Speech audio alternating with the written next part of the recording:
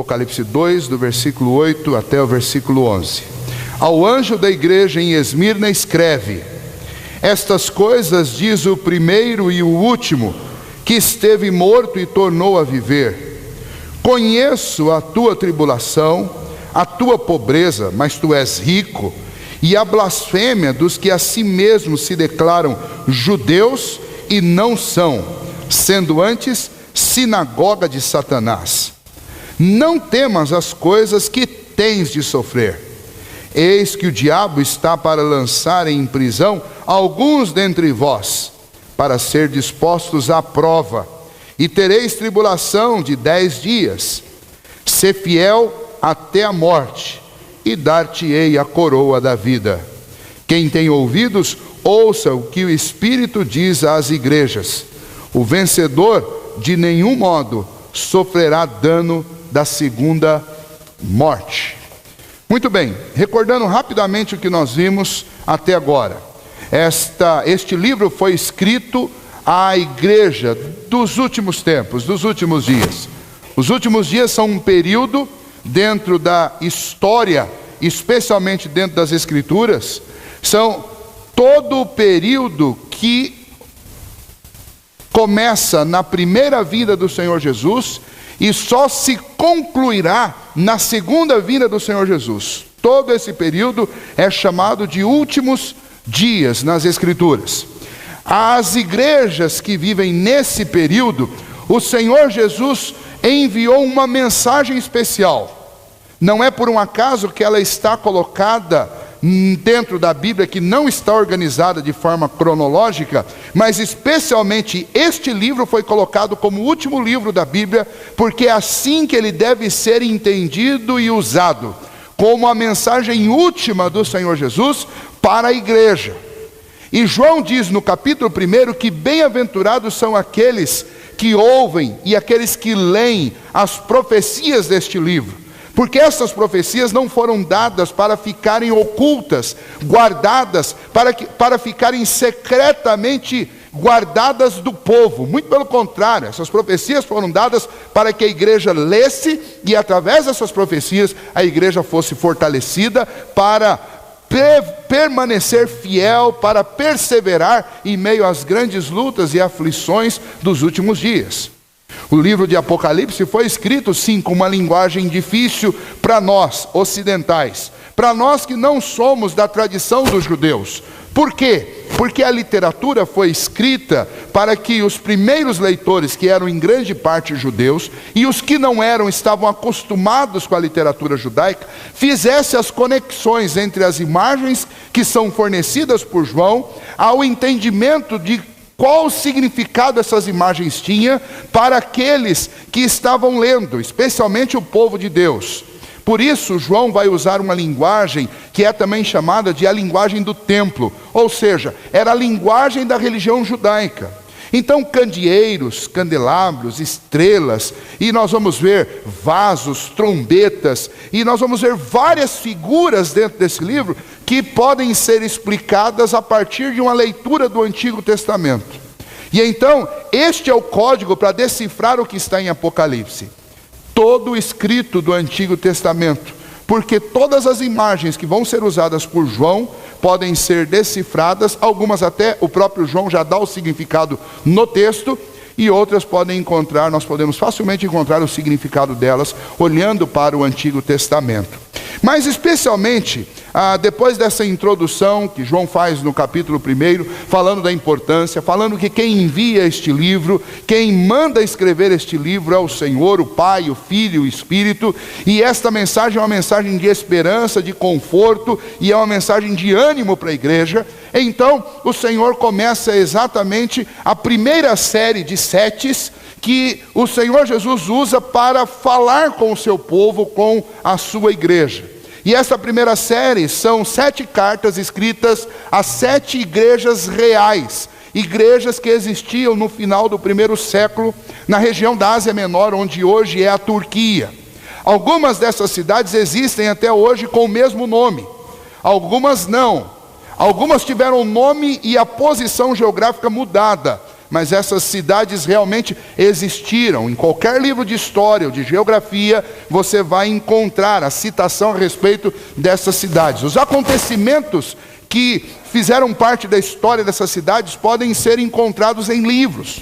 E você pode facilmente acessar e atestar que este não é um livro de ficção, mas é um livro de mensagens reais a um povo real, com um propósito real da parte de Deus.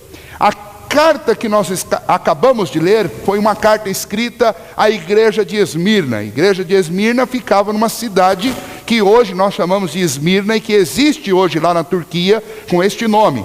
Uma cidade que está às margens do mar Egeu e uma cidade que é cercada por uma cordilheira de montanhas.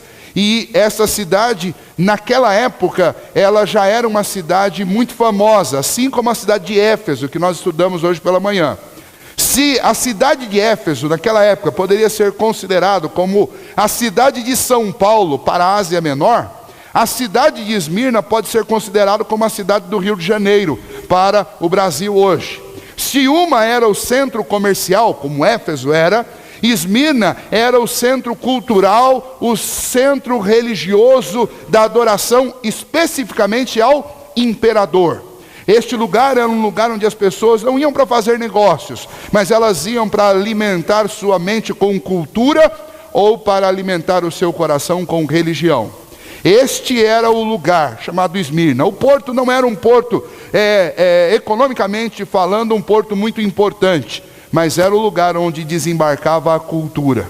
Era o lugar onde as pessoas iam para aprender e para divulgar depois, posteriormente, em sua terra, a última tendência do momento. Algo muito parecido com o que acontece hoje no Brasil em relação ao Rio de Janeiro. Hoje pela manhã, quando estudamos sobre a igreja de Éfeso, nós aprendemos uma lição. A lição que nós aprendemos em relação àquela igreja é que aquela igreja durante muitos anos foi a igreja que lutou e defendeu os princípios da verdade a respeito do Evangelho, da salvação pela graça, da obra realizada por Cristo Jesus. Uma igreja que se tornou um grande baluarte da verdade, mas uma igreja que abandonou o amor. E nós aprendemos com o Senhor Jesus que existem duas questões importantes na vida do crente que não podem ser de maneira nenhuma abandonadas. A verdade da palavra de Deus, que foi revelada pelo Senhor e por fim pelo Filho de Deus, Jesus Cristo, e o amor. E aquela igreja de Éfeso, ela tinha lutado tanto pela verdade que ela esqueceu de viver o mesmo amor que o Senhor Jesus viveu, sem negociar a verdade. E então, eles foram orientados, a exortação que o Senhor Jesus fez àquela igreja, nós vimos isso pela manhã, é que eles voltassem ao primeiro amor. Lembrasse de onde eles caíram, lembrasse de como eles eram no início da carreira deles como cristãos, que eles se arrependessem, porque obviamente quando falta o amor, nós vamos acabar mais cedo ou mais tarde, transgredindo a verdade e vamos cometer pecado. E então é necessário que eles se arrependessem, é necessário que quem deixou de amar se arrependa, porque a ausência de amor nos leva a pecar.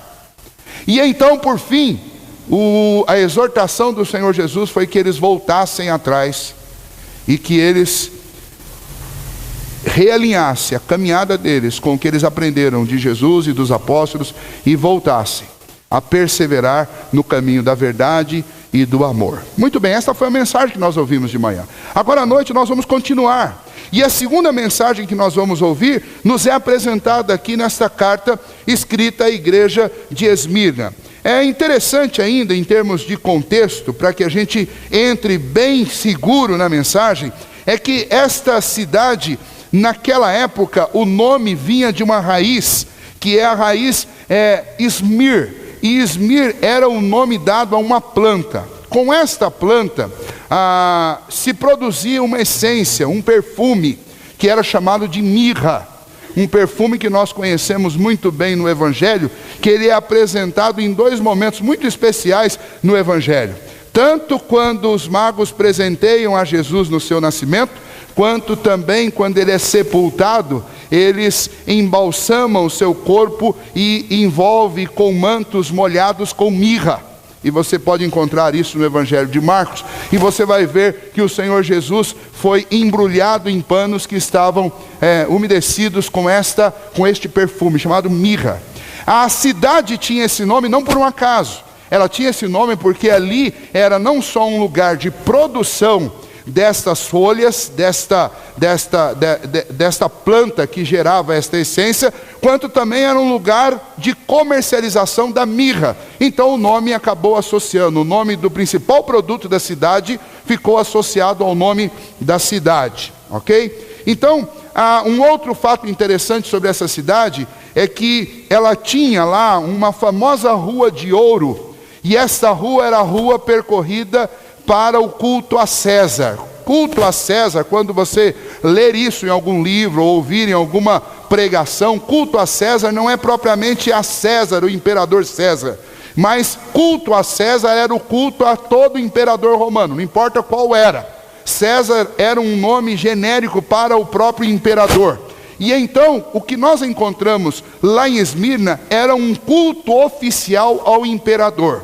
Eles construíram naquela cordilheira de montanhas em volta da pequena cidade de Esmirna, eles construíram uma estrada feita em mármore e revestida com ouro em vários das pilastras que compunham aquela estrada. Se quiser arrumar outro microfone, acho que é melhor.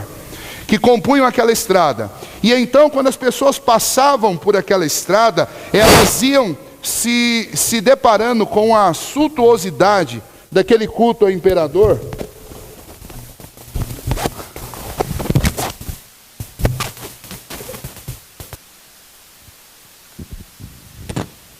Deixa eu ver aqui.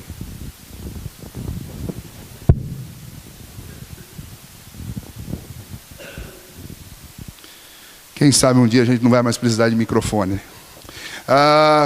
Então as pessoas se impressionavam com aquele culto ao imperador, e então elas terminavam aquela caminhada num grande templo, um grande e suntuoso templo que tinha sido erguido pelo imperador Tibério para a adoração dos deuses antigos, os deuses gregos, e agora não apenas aos deuses gregos, mas agora sob o domínio do Império Romano, adoração ao próprio imperador.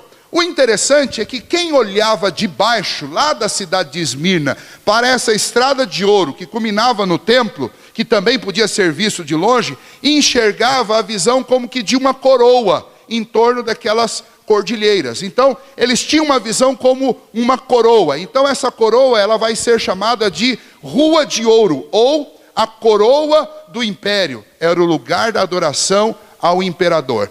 Todas as pessoas que viviam naquela cidade, elas precisavam ir até o templo para adorar o imperador, ou para adorar a César. Esmirna era uma cidade pequena, e essa Rua de Ouro podia ser vista de qualquer ponto da cidade.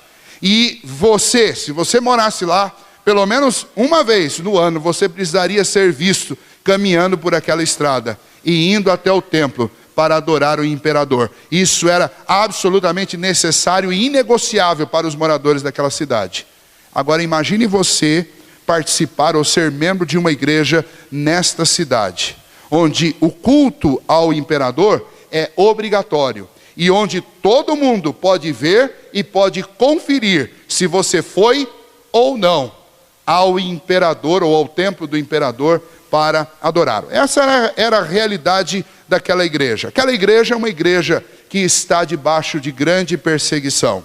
Mas aquela igreja vai ser elogiada, e nós vamos ver no texto, pela sua fidelidade. Então, me permitam já desde o início considerar o seguinte: ser igreja do Senhor Jesus, ser cristão, desde o início, sempre foi uma boa e uma grande chance de ser perseguido. Não perseguições particulares em relação a questões pessoais suas, mas perseguições por causa do nome do Senhor Jesus. Se nós observarmos os evangelhos, nós temos notas claríssimas dadas pelo próprio Senhor Jesus de que isso aconteceria. Se você ler o evangelho de Mateus, capítulo 24, versículo 9, o Senhor Jesus diz: então sereis atribulados e vos matarão, sereis odiados de todas as nações por causa do meu nome. Nós lemos hoje pela manhã o evangelho de João, capítulo 15, e no evangelho de João, capítulo 15, diz que se odiaram ao Senhor Jesus, também odiariam os seus seguidores. Se odiaram a mim, disse Jesus, também vos odiarão. No Evangelho de João, no capítulo 16, versículo 33, Jesus diz: estas coisas vos tenho dito para que tenhas paz em mim. No mundo passais por aflições, mas tende bom ânimo, eu venci o mundo. O Senhor Jesus sempre deixou claro, e não só ele, os apóstolos também. Se você ler o livro de Atos, no capítulo 14, versículo 22, está escrito: fortalecendo a alma dos discípulos, exortando-os a permanecer firmes na fé e mostrando que através de muitas tribulações nos importa entrar no reino de Deus. Quem disse isso foi o apóstolo Paulo, e ele sabia muito bem o que era enfrentar tribulações. Lá em 1 Tessalonicenses, o mesmo apóstolo Paulo, no capítulo 1, versículo 6, diz: com efeito, vos tornastes imitadores nossos e do Senhor, tendo recebido a palavra, posto que em meio de muita tribulação, com alegria do Espírito Santo, e aí ele vai continuar. Ou seja, qual era a realidade da vida daqueles crentes? Eles enfrentavam muitas tribulações. E Apocalipse, no capítulo 1, versículo 9, que nós já estudamos, só para lembrar, diz que diz que João era um companheiro nas nossas tribulações, no reino e na perseverança em Jesus. Portanto, sempre foi do conhecimento geral da igreja, que a igreja do Senhor Jesus passaria, está passando ou vai passar por perseguições por causa do nome de Jesus. Fato. E esta carta, então, que nós lemos aqui, a igreja de Esmirna, é uma comprovação disso. Aquela igreja passava por uma perseguição, não algo surpreendente, mas algo que já havia sido anunciado anteriormente. A esta igreja que passa por essa perseguição, o Senhor Jesus tem um recado. E ele começa esse recado exatamente se descrevendo. Em cada uma dessas cartas, Jesus vai se identificar de uma maneira diferente. O remetente aqui desta carta, o Senhor Jesus, se identifica para os crentes de Esmirna da seguinte maneira: ao anjo da igreja em Esmirna escreve: estas coisas diz o primeiro e o último, aquele que esteve morto e tornou a viver. Vejam só, olha como Jesus se descreve para aqueles crentes que estavam vivendo perseguição, inclusive perseguição que os levava à morte. Jesus se descreve: quem está falando com vocês é o primeiro e o último. É o primeiro a passar por perseguições e o último. Quem escreve essas coisas a vocês é aquele que esteve morto, mas reviveu. Ou seja, é aquele que já passou pela morte que vocês estão passando, mas ele reviveu. E ele é a primícia daqueles que ressuscitaram. Ele ressuscitou, vocês também ressuscitarão. Jesus está dizendo para eles: olha, quem fala com vocês é alguém que sabe o que é passar por tribulação. Quem está escrevendo a vocês é alguém que já passou pela morte que vocês passarão, mas que está vivo, porque ressuscitou, e vocês também vão ressuscitar. A mensagem de ânimo, a mensagem de motivação, a mensagem de conforto, ela já começa desde a maneira como Jesus se identifica para aquela igreja. Eu sou o primeiro e eu sou o último. Eu sou aquele que esteve morto e tornou a viver. O remetente é alguém que sabe o que é padecer. O remetente é alguém que sabe o que é passar por tribulação. O remetente é alguém que conhece a sua realidade. O remetente, ele é eterno. Ele existe desde o princípio, e ele existirá quando nada mais existir. Ele continuará existindo. Então, vocês não estão sozinhos. Aquele que caminha no meio da igreja, o Senhor Jesus, ele sempre existiu e ele sempre existirá. Nunca você estará sozinho no meio da sua tribulação.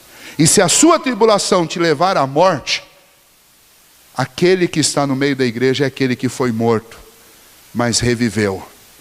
E o mesmo que aconteceu com ele, vai acontecer com aqueles que morrerem por causa do nome dele. É esta mensagem que ele já nos dá, ao se identificar para nós nesta mensagem. Ao se identificar para a igreja de Esmirna, ele já diz qual é a sua principal característica, a característica que deve ser considerada por aquela igreja. Além disso, o Senhor Jesus, ele vai se dirigir anunciando para aquela igreja as considerações que ele tinha importantes para dizer. Diferente das outras igrejas, o passo seguinte, depois de se identificar, era anunciar qual que era o problema da igreja. Neste caso aqui, esta igreja não tem nenhum pecado. Opa, pera lá, existe igreja sem pecado? Não, nenhum pecado que o Senhor Jesus considerasse importante citar aqui. Esta igreja, ela só vai ser motivada. Esta igreja não tem nada tão grave acontecendo lá que o Senhor precisasse dizer, olha, tem uma coisa contra vocês. O Senhor Jesus não tem nada contra essa igreja. Assim como não tinha nada também contra a igreja de Filadélfia, nós vamos ler. E então nós vamos para o passo seguinte. O Senhor Jesus então vai notar qual que é o sofrimento dessa igreja, qual que é o problema dessa igreja, quais são as dificuldades dessa igreja. E as dificuldades dessa igreja são as perseguições que ela tem. Quais são as perseguições desta igreja? Então vamos lá. Ele fala, eu sei das tuas obras e a tribulação e a pobreza, mas tu és rico. O primeiro item que é colocado aqui é que dentro daquela condição que aquela igreja estava vivendo, ela enfrentava uma extrema pobreza. E o próprio Senhor Jesus vai dizer, mas vocês são ricos. O que isso significa? Bom, significa que entre todas as perseguições que Esmirna sofria, uma das perseguições era uma perseguição implementada pelo governo. O governo aqui é o governo do Império Romano. E o que o governo romano fez com os cristãos na Ásia Menor no primeiro século? O governo imprimiu uma perseguição econômica sobre os cristãos, especialmente sobre os cristãos e não sobre os judeus e os judaizantes. Por quê? Porque os cristãos eram naquela época o único povo que fazia resistência ao culto ao imperador. Os judeus, os judaizantes, se dobravam diante dos ídolos do império. Eles já tinham se dobrado diante dos ídolos dos gregos, e se dobravam também diante dos ídolos dos romanos, e se dobravam diante do imperador. O problema com os cristãos não era porque a sua profissão de fé tinha itens teológicos que o imperador romano recusava. O imperador romano nem sabia de teologia. O problema do imperador romano com os cristãos da Ásia Menor é que esses cristãos eram resistentes ao culto ao imperador. Eles não participavam de adoração ao imperador. Eles não iam adorar o imperador. Eles não transitavam pelas ruas de ouro que levavam ao templo para adorar este imperador. Eles não se dobravam. E por conta disso, o imperador então baixou um decreto que os cristãos da Ásia Menor que não o adorassem, eles eram chamados, primeiramente, eles eram considerados ateus, porque o Deus, a divindade dentro do Império Romano era o próprio imperador. Não crer na divindade do imperador tornava você um ateu. Então eles eram chamados de os ateus. E os ateus não podiam ter um negócio, eles não podiam abrir uma empresa, eles não podiam ter um comércio, eles não podiam negociar, eles não podiam comprar comida, eles não tinham autorização. Se alguém fosse realmente considerado, identificado como um cristão, esta pessoa não podia comprar, porque quem vendesse para ele comida seria ou sofreria penalizações por parte do Império Romano. Essa pessoa, se ela tivesse propriedades, as propriedades seriam confiscadas, e eram confiscadas. E então os cristãos de Esmirna eram cristãos muito pobres. A grande maioria deles não tinham nem casa. Eles viviam escondidos em cavernas, viviam nas montanhas, em encostas. Eles eram realmente pessoas que experimentavam uma profunda miséria por causa da perseguição. Alguns tinham alguma coisa por uma questão temporária, porque dentro da circunstância que o indivíduo estava vivendo, ele não tinha sido pego ainda pelo Império Romano. E em última instância, estes homens eram presos e por fim, eles eram torturados para que negassem a Cristo e adorassem o imperador. E se não adorassem, eles morreriam, torturados. E então, o resultado prático disso é que essa perseguição governamental e econômica gerava o empobrecimento. E o Senhor Jesus se dirige a essa igreja e diz, eu sei que vocês são pobres. Eu sei das tribulações e da pobreza de vocês. Mas eu quero dizer que vocês são ricos. E o que Jesus está dizendo para aquela igreja, está dizendo para nós? Que aquilo que enriquece uma pessoa não é o que ela consegue colocar no bolso, na conta bancária, ou nem aquilo que ela consegue construir sobre a terra. Não são os tijolos. O que enriquece alguém não são as ruas de ouro pelas quais você passa, como muitos passavam nas ruas de ouro. A verdadeira riqueza de uma pessoa não está naquilo que ela consegue ajuntar aqui na terra, mas está naquilo que está preparado e aquilo que ela tem ajuntado no céu. O Senhor Jesus já disse isso. O Senhor Jesus disse: não acumuleis para vós outros tesouros aqui nessa terra, porque os tesouros aqui nessa terra, ou eles vão ser comidos pela traça, ou corroídos pela ferrugem, ou alguém vem e rouba. E o pior, se você colocar neles o seu coração, ali está o seu culto e a sua adoração.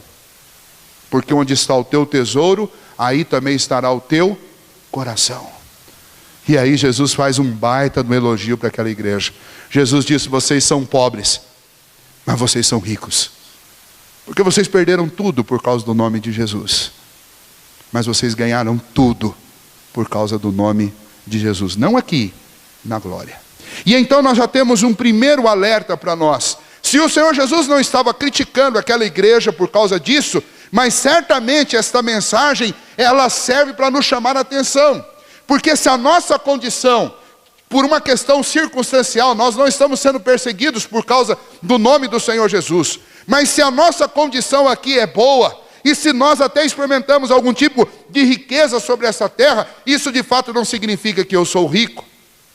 Uma outra carta que nós vamos ler, chamada a carta à igreja de Laodiceia, o Senhor Jesus vai dizer para aquela igreja: vocês acham que vocês são ricos? Pois eu afirmo que vocês são cegos, pobres e nus. E ali era uma cidade de pessoas muito ricas, e o povo da igreja era um povo muito rico. Mas no meio da riqueza deles, eles ficaram cegos. No meio da riqueza deles, eles ficaram pobres. No meio da riqueza deles, eles perderam a única coisa que pode realmente nos vestir, que é a justiça de Cristo. E Jesus disse: vocês perderam tudo. Na riqueza de vocês, vocês se tornaram pobres. Na visão progressista e atual de vocês, vocês se tornaram cegos. E nas belas roupas que vocês usavam, querendo mostrar o quão belos vocês são, vocês se tornaram nus. Aqui está uma igreja pobre, mas rica. A pergunta é: quem nós somos? Aonde está o nosso tesouro? Aonde está a nossa verdadeira riqueza? Pense bem sobre isso. Mas o Senhor Jesus continua falando àquela igreja. E esta não é a única palavra que o Senhor Jesus diz. Mas o Senhor Jesus diz: e a blasfêmia, ele conhece a tribulação e a pobreza daqueles irmãos, mas eles são ricos. E o Senhor Jesus conhece as blasfêmias do que a si mesmos se declaram judeus e não são, sendo antes sinagoga de Satanás. Havia uma outra perseguição muito específica que essa igreja experimentava. Era uma perseguição religiosa. Os judeus que não creram no Senhor Jesus, antes continuaram no seu culto veterotestamentário, no seu culto cerimonial, nos seus sacrifícios, e fizeram oposição severa aos cristãos no primeiro século. Estes judeus, lá na cidade de Esmirna, eles tinham amizade com o império. Vamos recordar: para ter amizade com o império, você tinha que fazer o quê? Você tinha que adorar o imperador. E então estes judeus, eles não eram cristãos, eles não eram crentes, eles não eram servos de Deus. Muito pelo contrário, eles estavam com os olhos cegos e servindo a um engano e cometendo alguma coisa que é absolutamente oposta àquilo que é ensinado nas Escrituras. Eles se achavam filhos de Deus porque eram descendentes por sangue de Abraão. E o apóstolo Paulo diz lá em Gálatas que os descendentes de Abraão não são aqueles que são descendentes de sangue propriamente, mas os descendentes de Abraão são aqueles que descendem da sua fé. Quem é a grande família do povo de Deus? Quem é a grande família de Abraão? São aqueles que têm a mesma fé que Abraão tinha. E os judeus achavam que pelo simples fato de terem o sangue de Abraão, eles então eram família de Deus e estavam salvos. E eles perseguiam os cristãos. Apoiando o Império Romano, eles perseguiam os cristãos. E sabe quais eram as alegações deles contra os cristãos? Primeiro, lembra, eles eram ateus, porque não adoravam o imperador. Agora, os judeus os acusavam de canibalismo. Por que canibalismo? porque eles sabiam da ceia, que tinha sido estabelecida pelo próprio Senhor Jesus, e sabia que a igreja praticava a Santa Ceia, o sacramento ordenado por Jesus. E então, como todo pastor na hora de servir a ceia diz, este corpo é o corpo que foi moído, este pão representa o corpo de Cristo que foi moído por causa das nossas transgressões. O cálice, o vinho, é o cálice da nova aliança no sangue do Cordeiro. Então os judeus diziam, sabe o que eles fazem? Eles fazem práticas e rituais secretos, e eles comem carne de gente e bebem sangue de gente. Quer mais? Se praticava no primeiro século, algo que a gente faz hoje em dia de forma tão natural, nós somos acostumados a cumprimentar as pessoas e beijar no rosto. Lá no primeiro século isso não era tão comum quanto é hoje. No primeiro século, esta prática de beijar o rosto de alguém é chamada de ósculo santo. Mas o ósculo era santo para os cristãos, porque para os judeus, beijar o rosto de alguém era orgia sexual. Então os cristãos eram acusados de nas suas reuniões promoverem orgias sexuais. E então, por conta destas distorções todas, e tem mais uma série, eu não vou ficar falando de todas elas, os judeus acusavam os cristãos e perseguiam os cristãos. E o Senhor Jesus disse, olha, essa turma aí que se acha santa demais, essa turma que se acha família de Deus, essa turma que acha que tem uma avenida construída para eles em direção ao céu, porque eles têm o sangue de Abraão, eles não passam de uma sinagoga de Satanás. Ou seja, eles não passam de cultuadores do demônio. Porque quem se dobra diante de um imperador, quem nega o nome de Jesus, quem se opõe àquilo que foi ordenado por Jesus Cristo, não está a serviço do Senhor Jesus. E quem não está a serviço do Senhor Jesus só pode estar a serviço do diabo. E aquela igreja sofria perseguição por parte de falsos crentes.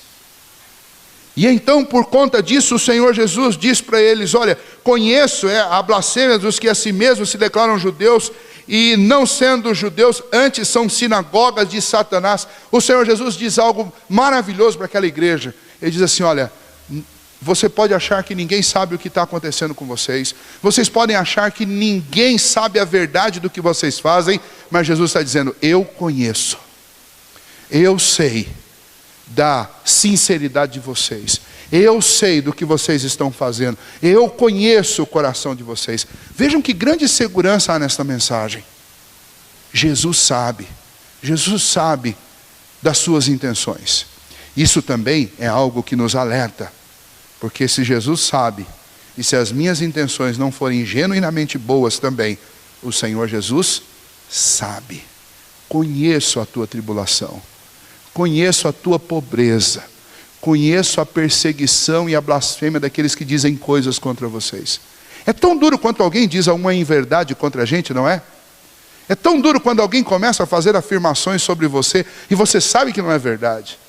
O primeiro ímpeto nosso é tentar defender a nossa reputação e dizer isso é mentira, não é isso não é a expressão verdadeira dos fatos. Mas nem sempre a gente tem a oportunidade de se defender. Como os judeus lá em Esmirna não tinham. E Jesus disse, eu conheço. Estão esmagando vocês, mas eu conheço vocês. Estão esmagando a igreja de vocês, mas eu conheço a igreja de vocês. Esse é o maior consolo para a vida de um cristão. O Senhor Jesus está dizendo, eu conheço a sua aflição, eu sei o que você tem passado, eu sei da sua sinceridade naquilo que você tem feito. É isso que Jesus está dizendo para aquela igreja. Mas daí o Senhor Jesus vem com uma terceira frase para eles, e esta frase realmente coloca calafrio nos nossos corações ao ouvirmos esta frase. O Senhor Jesus diz para aquela igreja, não tenham medo, mas eu tenho uma notícia para vocês. Vocês vão ter que sofrer.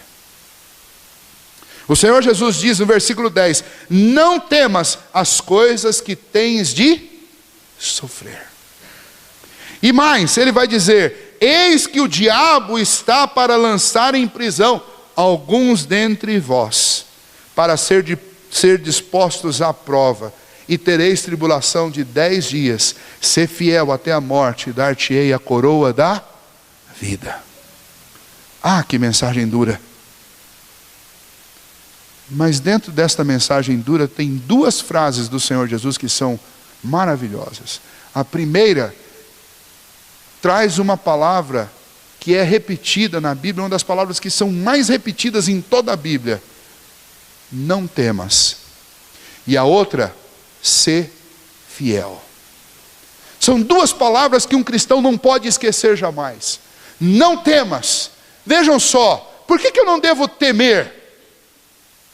Porque quem está no controle é aquele que é o primeiro e o último.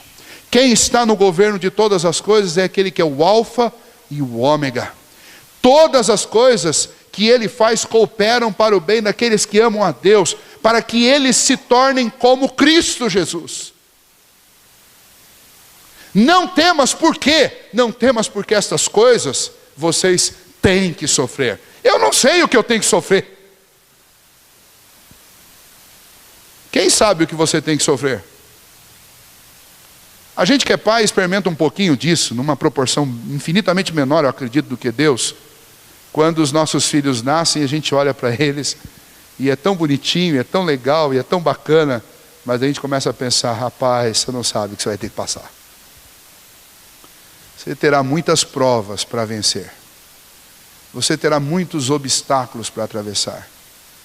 E nós pais, muitas vezes, seremos os responsáveis por colocar exatamente o obstáculo na frente deles. Porque ou a gente faz isso, ou eles não vão para frente. O reino animal nos ajuda bastante com isso. Deus fez de uma forma tão extraordinária.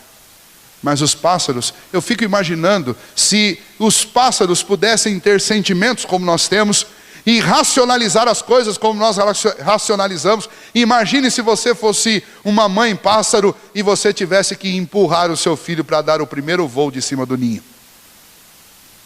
Teria coragem? Já imaginou? Uma águia tendo que empurrar a sua cria para o seu primeiro voo. Eu imagino quão difícil teria que ser isso. Se a gente tem dificuldade de mandar os filhos para a escola no primeiro dia, e aliás, tem mãe que acompanha quase o ano inteiro, não consegue largar o filho lá, porque ele olha e faz aquela carinha de choro. E nós estamos tão somente lidando com questões triviais da vida. O Senhor Jesus sabe das coisas que nós temos que passar. Então Jesus está olhando para aquela igreja e está dizendo assim, olha, vocês precisam sofrer algumas coisas. Não temam o que vocês têm que sofrer. Esses dias atrás eu estava numa reunião e nós estávamos ouvindo um testemunho, e aí eu tive a oportunidade de dizer essas palavras naquela reunião, e disse assim, e eu quero repetir essas palavras aqui hoje. Irmãos, existem lições que não podem ser aprendidas senão dentro de um contexto de dor. Tem lições que nós cristãos só vamos aprender dentro de um contexto de sofrimento. Se você evitar a todo custo o sofrimento, você não vai aprender. Não tem jeito. Algumas lições, e eu diria que são as lições mais importantes da vida, elas são aprendidas dentro de um contexto de dor. É por isso que Jesus diz para aquela igreja, não é um gosto de Deus por fazer as pessoas passarem por dificuldades. Não, é uma necessidade nossa. Então o Senhor Jesus diz para aquela igreja, não temam os sofrimentos que vocês têm que passar. E aí ele acrescenta, o diabo vai pegar alguns de vocês. E vocês serão colocados em prisões. E vocês vão sofrer um bocado lá. Mas vai ser por um período de 10 dias. E aí algumas pessoas, essa é sempre a grande dificuldade de Apocalipse, é você lidar com algumas situações em que esses números aparecem. O que eles significam? Vejam só, eu poderia usar algumas interpretações que foram dadas ao longo da história para esse período. Algumas pessoas que tentam observar essa questão de dias, podiam dizer assim, olha, ele estava falando realmente de 10 dias. Outros já interpretam da seguinte maneira, não, João está falando da parte do Senhor Jesus a respeito de 10 períodos de perseguição, que seriam os 10 imperadores que causaram mais dano à igreja. E aí eu posso citá-los para vocês. Nero, de 64 a 68, Domiciano, de 90 a 95, na época que João estava escrevendo esse texto. Trajano, de 104 a 117. Marco Aurélio, de 161 a 180. Severo, do ano 200 até o ano 211. Máximos, de 235 a 237. Décio, de 250 a 253. Valeriano, de 257 a 260. Aureliano, de 270 a 275. E Diocleciano, de 303 a 312. Esses foram os imperadores que mais causaram dano à igreja. 10. Poxa, bom, talvez então João estivesse falando de um período de 10 imperadores. Qualquer uma dessas duas tentativas de interpretar, elas podem falhar, porque nós não sabemos ao certo o que João estava dizendo. Eu poderia dizer para vocês que João usa uma matemática interessante. Quando ele quer falar de um período muito longo, e nós já sabemos que esse período já se passaram pelo menos 2000 anos dentro desse período, João disse que este período que nós estamos vivendo, ele chamou de 1000 anos, e já vão mais de 2. Então, quando João queria fazer referência a um período muito longo, ele usava a palavra 1000, ou número 1000.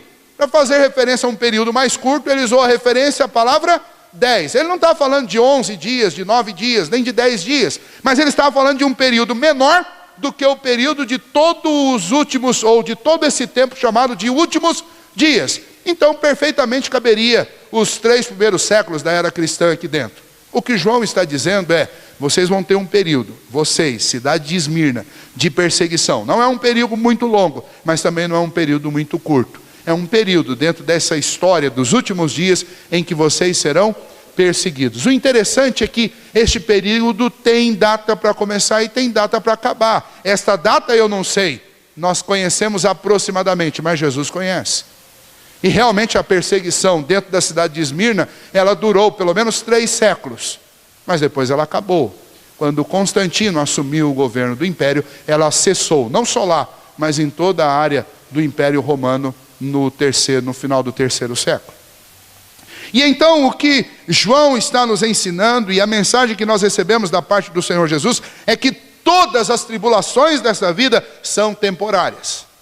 Algumas são temporárias, reduzidas a algo que é menor do que a minha vida. Então eu vou ver o fim delas na minha própria vida. Outras são temporárias, mas a minha vida é mais curta. E então em algumas delas eu posso atravessar um período em que a minha vida vai ser ameaçada e eu posso até morrer. Por isso o Senhor Jesus disse: olha, não temam as provações. E lá no final ele diz: ser fiel até a morte, e dar-te-ei a coroa da vida. E aí vem a frase fantástica. Todos naquela cidade viviam impressionados com aquela estrada de ouro que lembrava uma coroa sobre aquelas montanhas. E o Senhor Jesus disse: vocês se impressionam com essa coroa de ouro que está sobre os montes? Eu tenho para aquele que for fiel até a morte a coroa da vida. O que é melhor ter? Uma coroa de ouro e morrer com ela na cabeça, ou ter uma coroa da vida? Bom, o que uma coroa com esse nome pode dar para você? Vida. Então o Senhor Jesus disse: ser fiel e dar-te-ei a coroa da vida. E aí ele não para aí, ele diz no versículo 11: quem tem ouvidos, ouça o que o Espírito diz às igrejas. O vencedor de nenhum modo sofrerá o dano da segunda morte. Há algo interessante para pensar aqui. Tem um ditado dentro das escolas teológicas que diz assim: quem morre a primeira morte, morre também, o que é nascido uma vez, morre 2 vezes. O que é nascido 2 vezes, morre apenas uma vez. Vou repetir: o que é nascido apenas uma vez, morre 2. E o que é nascido 2 vezes, morre apenas uma vez. Isso é para você guardar o significado de segunda morte na Bíblia. A primeira morte na Bíblia é essa morte física que nós estamos acostumados a ver amigos nossos padecendo, e nós crescemos nos acostumando à ideia de que, da mesma maneira que um dia nós nascemos, um dia também nós morreremos. Mas quando lemos as Escrituras, nós encontramos o relato lá em Apocalipse de que há uma segunda morte. E o que é essa segunda morte? Essa segunda morte é pela condenação dos nossos pecados, sermos lançados no lago de fogo e enxofre, que arde constantemente e arderá por toda a eternidade, punindo aqueles que não se renderam a Cristo Jesus. Esta é a segunda morte. Quem toma parte na segunda morte? Quem não passou pelo segundo nascimento. Então vamos lá. Qual é o primeiro nascimento? O primeiro nascimento é aquele que você tem fotos na sua casa. E qual que é o segundo nascimento? O segundo nascimento é quando o Senhor entra em seu coração e Ele promove uma conversão no seu coração e na sua alma. E você encontra em Jesus o seu Salvador, o seu suficiente Salvador. Nós chamamos isso de conversão. Este é o segundo nascimento. Quem tem parte no segundo nascimento só morre uma vez, essa morte física. Mas vai viver eternamente com Jesus. Quem não tem parte no segundo nascimento, nasceu apenas uma única vez e morreu, este vai morrer de novo, a segunda morte. E então nós temos aqui um alerta. Tribulação não é o maior problema da vida de uma pessoa. Muito pelo contrário, o Senhor Jesus está, através das tribulações, moldando o nosso ser, moldando o nosso caráter, nos ensinando lições preciosas. O maior problema de uma pessoa não é passar por tribulações. O maior problema de uma pessoa é não ter nascido de novo. E então nesta noite, se você está aqui, mas você não conhece nenhum segundo nascimento, se você só nasceu uma vez, eu queria nesse momento falar para você que você precisa crer em Jesus Cristo. Esta é a mensagem para você hoje aqui. Você precisa crer em Cristo Jesus. Ele disse a respeito de si mesmo: eu sou o caminho, a verdade e a vida, e ninguém vem ao Pai se não for por mim. Diante dele todo joelho se dobrará, diante dele toda língua confessará que ele é Senhor. Infelizmente, alguns vão confessar isso no inferno e vão reconhecer que ele é Senhor em sofrimentos eternos. Quem são esses? São aqueles que ouviram falar de Jesus, mas não o aceitaram, não o receberam como seu Salvador. Não experimentaram o segundo nascimento. Se você está aqui nesta noite ouvindo esta mensagem, é porque o Senhor está te dando uma oportunidade de ser um desses que nascem duas vezes. Os membros desta igreja são aqueles que nasceram duas vezes, porque nasceram em Cristo Jesus. E nós temos a certeza da vida eterna por causa disso. Agora, eu preciso de fazer uma aplicação deste ensino para nós. Nós lemos quem é o remetente, nós descobrimos para quem essa carta foi endereçada à igreja que estava lá na cidade de Esmirna, que tem um nome relacionado à mirra. E a mirra é interessante porque quando ela é esmagada, ela emana esse perfume do qual era feito este bálsamo com a mirra.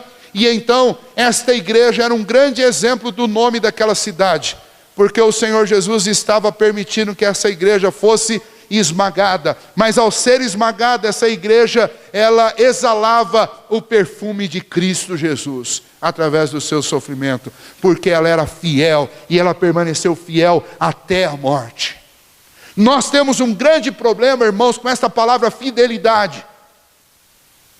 A palavra fidelidade, em primeiro lugar, ela exige de você convicção a respeito do que você acredita.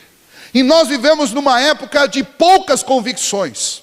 Especialmente a igreja deveria ser um ajuntamento de pessoas de convicções sólidas, firmes. E nós, infelizmente, estamos tendo provas dia a dia de que as pessoas estão na igreja, mas estão vivendo um conhecimento a respeito de Cristo absolutamente superficial.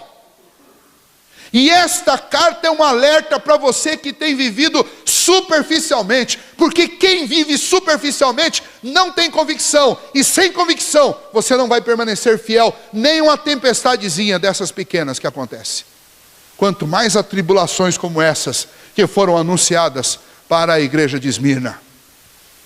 Me atemoriza o coração ver que algumas pessoas, inclusive, criticam a escola dominical, Algum tempo atrás, uma pessoa chegou para mim: ah, pastor, estou cansado de escola dominical, é uma repetição, olha, eu estou ouvindo história lá de Noé desde quando eu era uma criancinha, e eu continuo ouvindo essas histórias. E tinha que ouvir mais, porque não aprendeu nem o significado do arco-íris até agora. Precisava voltar e entrar na escola dominical, lá na classe das crianças, dos bebezinhos.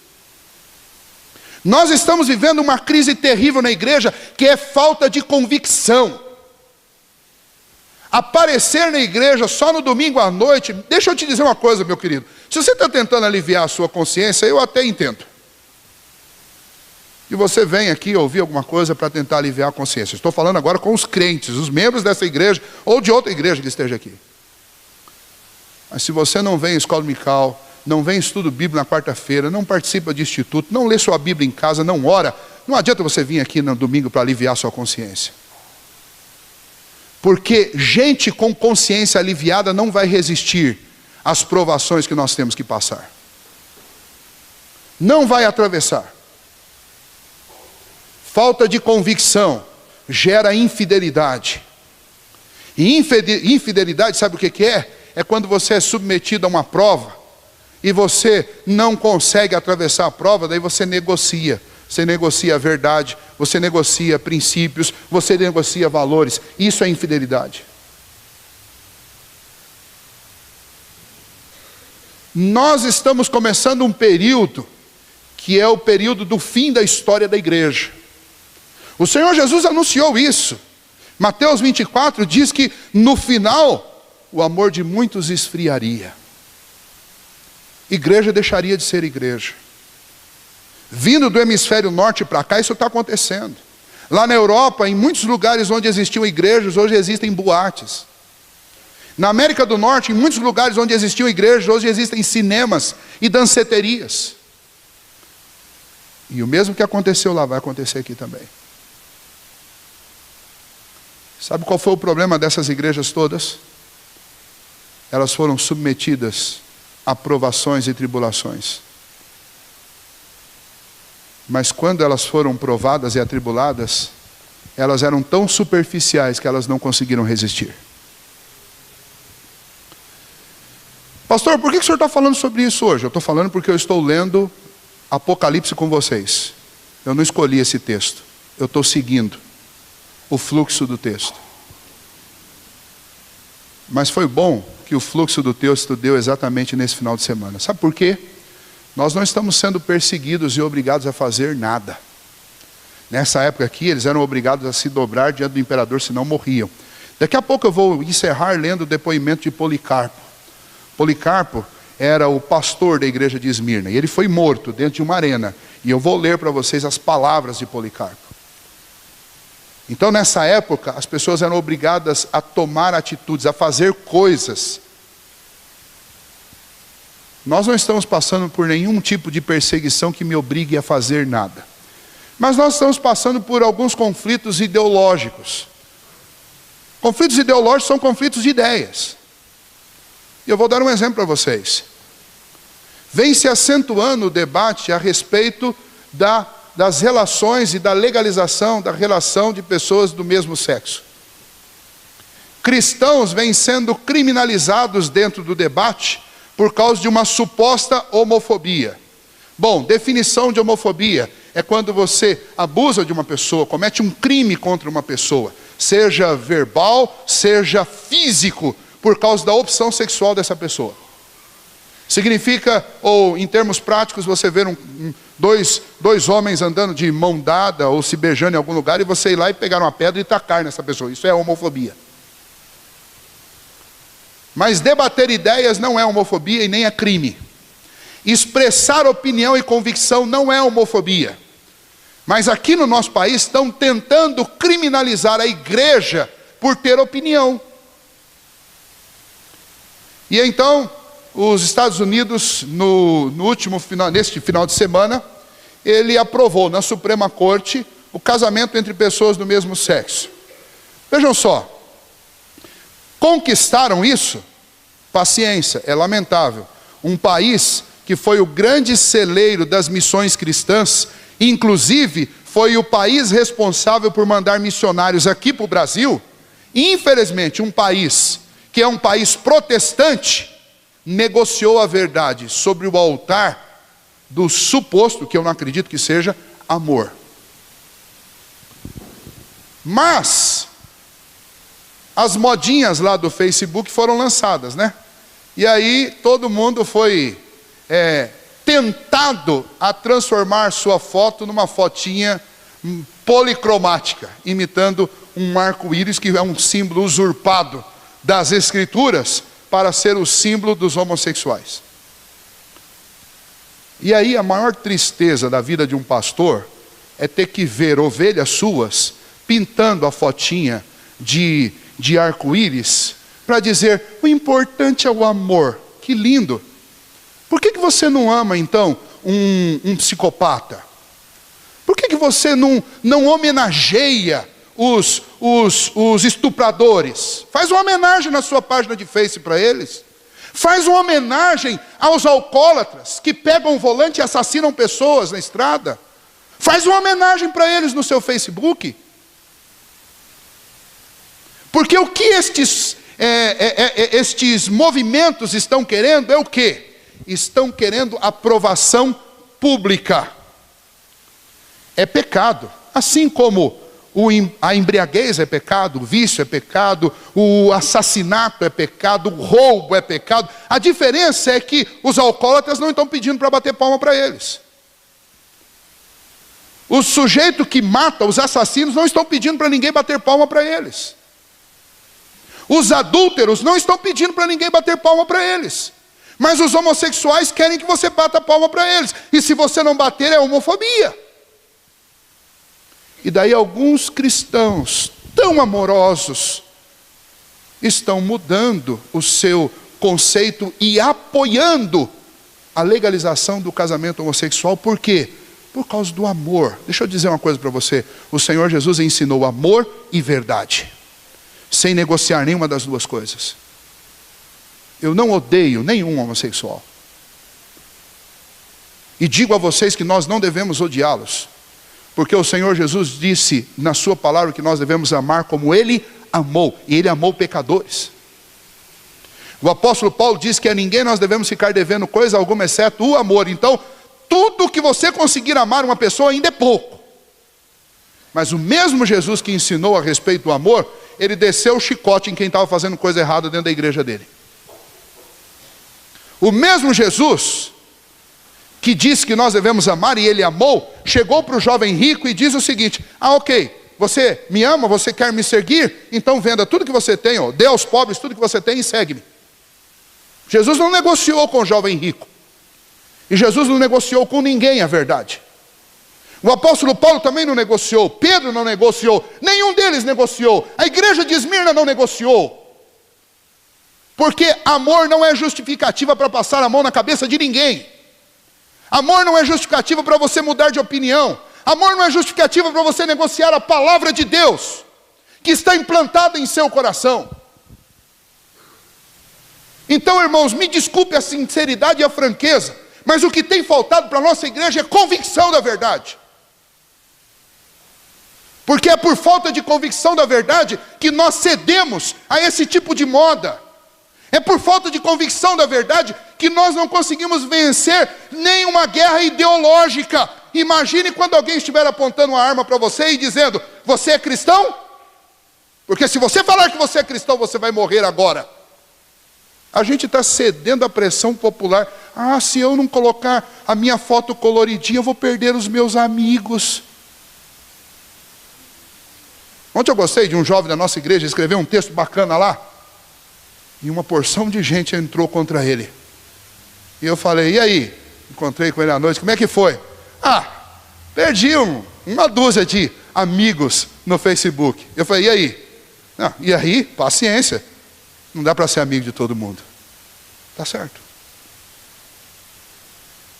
A nossa fé, infelizmente, por causa da nossa fé, e por causa desse mundo tão transviado e tão resistente à verdade, se você se mantiver fiel à palavra de Deus, você vai perder muitos amigos. E deixa eu dizer uma coisa para você, eu posso perder muitos amigos, eu só não posso perder a amizade do Senhor Jesus. Eu não sei de quem que você está querendo ser amigo e de quem que você está querendo ganhar aprovação. Eu só quero ganhar a aprovação de Cristo. Eu só preciso da aprovação dele. Josué disse, eu e a minha casa serviremos ao Senhor. Eu não tenho que servir a modismo. Eu não tenho que servir a movimento social. Eu não tenho que seguir a uma suposta visão progressista da vida. Que visão progressista da vida? Esse pecado é tão antigo quanto a cidade de Sodoma e Gomorra. Qual que era o problema em Sodoma e Gomorra? O problema em Sodoma e Gomorra eram homens tendo relação com homens e mulheres com mulheres. E por causa disso Deus destruiu aquela cidade. O Deus que destruiu aquela cidade continua sendo o mesmo Deus. Com uma diferença, lá em Romanos diz que Deus, por causa da sua misericórdia, tem reservado a sua ira em vasos de ira, que estão preparados para o último dia. E então, o que eu posso fazer pelos homossexuais é, por amor a eles, falar-lhes a verdade, para que eles se arrependam enquanto é tempo. Não é pintar a minha foto de colorido. Eu preciso falar para eles a respeito da verdade, enquanto há tempo para que eles se arrependam. Então eu não estou fazendo guerra contra homossexuais. Eu estou apenas resistindo firmemente no meu posto de cristão. E eu não vejo nenhuma coerência em alguém querer que você, ou que eu, ou que qualquer um de nós aplauda o seu próprio pecado. E ontem eu li um texto muito interessante, eu vou encerrar essa fala sobre esse assunto aqui, dizendo o seguinte, o texto dizia que na realidade, todos os países que aprovaram a união civil entre pessoas do mesmo sexo, não tiveram os casamentos aumentados por causa disso. Sabe o que isso significa? Que nenhum homossexual está querendo realmente casar. Aliás, nem os heterossexuais querem casar hoje em dia. Eles não querem casar. O que eles estão querendo é o que o povo está dando. É aprovação. E sabe por que uma pessoa luta por aprovação dos outros? Isso é o que é mais assustador, mas é verdadeiro. Quando eu estou lutando demais pela aprovação dos outros, sabe o que eu estou querendo no final das contas? Eu estou querendo aliviar a minha consciência. Quando alguém faz uma coisa errada, a primeira coisa que essa pessoa quer é achar um bocado de gente que o apoie, para que ele alivie a sua consciência. Sabe por quê?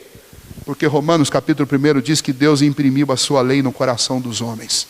E quando você faz alguma coisa errada, o primeiro que te condena é a sua própria consciência. Daí o que você quer? Você quer a aprovação de todo mundo para tentar aliviar a voz de Deus dentro de você. E então quando você pinta a sua fotinha no perfil lá de colorido, sabe o que você está fazendo? Você está ajudando uma pessoa a aliviar a consciência contra a boca de Deus que está falando no coração dela. Então se você é um cristão, faça um favor ao cristianismo. E a essas pessoas, diga a verdade em amor para elas. Mas não ajude a coçar e abafar a consciência delas. Porque é isso que cristãos têm que fazer. Voltando ao texto, se nós não resistimos a uma luta ideológica, como é que nós vamos enfrentar o que Esmirna enfrentou?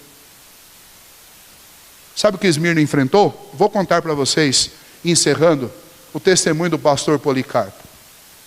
Nos livros de história da igreja, você vai encontrar muitos relatos sobre este pastor de Esmirna, chamado Policarpo. Policarpo foi preso no final do 1º século. Foi preso por Domiciano. Ele foi levado para uma arena. E nessa arena, as pessoas de Esmirna e de outras cidades foram convocadas para ver Policarpo negar a sua fé. E então Policarpo, que já tinha sido surrado, que já tinha sido machucado, estava com seus ossos quebrados, foi levado ao centro de uma arena, como aquela que eu coloquei a foto para vocês de manhã. E o imperador disse a ele: tenha respeito por si mesmo e pela sua idade. Livre o seu corpo e a sua reputação de passar pelos escárnios humilhantes de ser um ateu. Negue o seu ateísmo e professe adoração ao imperador, e nós te daremos uma morte honrada. Policarpo respondeu o seguinte: há 86 anos eu tenho sido um servo do Senhor, e eu tenho servido ao Senhor. Ele nunca me fez nenhum mal. como então eu poderia blasfemar do Rei dos Reis, que me salvou por causa dessa tortura? Enfurecido, o imperador mandou que ele fosse queimado vivo, preso a uma estaca no meio daquela arena. E então começaram a amarrá-lo e com pregos se dirigiram às suas mãos para garantir que ele não escapasse dali. E então Policarpo disse: deixe-me como eu estou, porque aquele que prometeu sustentar-me no fogo, também me sustentará na fogueira impassível, sem me mexer, mesmo que vocês não me preguem nem me segurem lá. Quem me faz ficar lá é o Senhor Jesus, a quem eu servi. Isso é convicção. É disso que eu estou falando. É disso que o Senhor Jesus disse quando falou com aquela igreja. Vocês têm tribulações, eu conheço. Vocês são pobres, mas são ricos, eu afirmo. Não temam que vocês têm que sofrer. Sejam fiéis até a morte, e eu vou dar a vocês a coroa da vida. Vocês não vão passar pela segunda morte. Muito pelo contrário. Vocês vão viver para sempre. Ser fiel até a morte. Irmãos, nós estamos apenas começando um período de dias muito difíceis. A igreja vai minguar, vai diminuir, vai acabar. O Senhor Jesus disse: se esses dias não fossem abreviados, não sobraria ninguém. Significa que poucos vão permanecer. E eu gostaria de que nós fôssemos perseverantes. Que o Senhor Jesus nos dê o privilégio de ser fiel até a morte, para receber a coroa da vida. Eu não estou interessado em curtidas no Facebook. Eu estou interessado na coroa da vida. Vamos ficar em pé e nós vamos orar. Senhor nosso Deus, nós te agradecemos pelo privilégio de pertencermos ao Senhor. E se alguém aqui nesta noite, ó Deus, ainda não nasceu de novo, mas ouviu esta mensagem, a minha oração, ó Deus, é para que o Senhor, pelo teu Santo Espírito, converta esses corações. Para que possam, ó Deus, reconhecer que vida somente em Jesus. Ele é o caminho. Ninguém vai ao céu, ninguém vai ao Senhor, se não for por meio de Cristo Jesus. Ele morreu a nossa morte para que vivêssemos a sua vida. Que o Senhor, ó Deus, complete esta mensagem no coração daqueles que ainda não te conhecem, para que possam professar a fé em Cristo Jesus, reconhecendo que Jesus é o único e suficiente Salvador de suas vidas. A nós, ó Deus, que já somos cristãos e já caminhamos como servos do Senhor já há algum tempo, a mensagem é mais dura, ó Deus, e nós sabemos, ó Pai, daquilo que temos falhado, e nós pedimos ao Senhor que o Senhor tenha misericórdia de nós. Perdoa-nos, ó Deus, das muitas vezes que falhamos, das muitas vezes que negociamos, ó Deus, ou a verdade ou o amor. E ambas as coisas são ruins e erradas e perigosas. Hoje pela manhã ouvimos sobre a importância do amor, e agora à noite ouvimos sobre a importância da verdade. A igreja de Esmirna era perseguida porque ela não negociava a verdade. Ó Deus, que o Senhor nos ajude a sermos fiéis ao que ouvimos e aprendemos do Senhor. Que nós, ó Deus, não negociemos o nosso culto e a nossa adoração. Que a gente, ó Deus, não ceda dentro das tribulações. Muito pelo contrário, que nós encaremos as tribulações como tribulações que nós temos que sofrer, porque certas lições o Senhor nos ensina através da dor e do sofrimento. Então, ó Deus, dá-nos, ó Pai, o mesmo sentimento que Tiago tinha quando ele disse: tende por motivo de toda alegria o passardes por lutas e provações.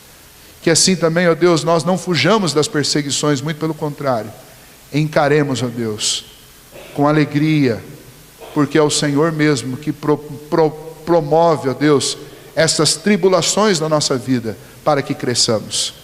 E, ó Deus, no que tange a fidelidade nossa, aquilo que ouvimos e aprendemos da palavra do Senhor, ajude-nos, ó Deus, a conhecermos cada vez mais a Tua palavra.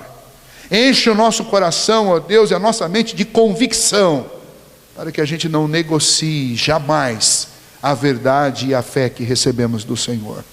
Muito pelo contrário, ó Deus, que a gente esteja sempre pronto e preparado para emitir a razão da nossa fé para quem quer que queira saber. E que o Senhor, ó Deus, nos dê intrepidez para jamais, ó Deus, negarmos o nome do Senhor Jesus. Ó Deus, que nós tenhamos vitória, não só nos embates, ó Deus, ideológicos, mas se chegar o dia em que a nossa vida estiver em jogo por causa da fé, que nós tenhamos, ó Deus, a mesma coragem e intrepidez que aqueles crentes de Esmirna tiveram, que Policarpo teve, e que nós, ó Deus, entreguemos a nossa vida pelo Senhor, com um coração grato a Deus, e reconhecido de que aquilo que o Senhor Jesus fez por nós, é infinitamente maior do que qualquer sofrimento que eu possa passar nesta vida. Então, ó Deus, que haja em minha disposição, de inclusive padecer, por causa do nome do Teu Filho Jesus. Muda, ó Deus, estes conceitos na nossa vida. Ajuda-nos, ó Deus, a pensarmos como estes irmãos nossos, relatados aqui na Bíblia, pensavam. E que assim, ó Deus, nós sejamos melhores equipados para enfrentar as duras tribulações que ainda estão por vir sobre a igreja do Senhor. Concede-nos, ó Deus, a graça de termos uma semana abençoada. E se tivermos oportunidade, ó Deus, e formos confrontados, que o Senhor nos dê, ó Pai, as palavras certas para falar a verdade, em amor à verdade. Em nome de Jesus que oramos. Amém.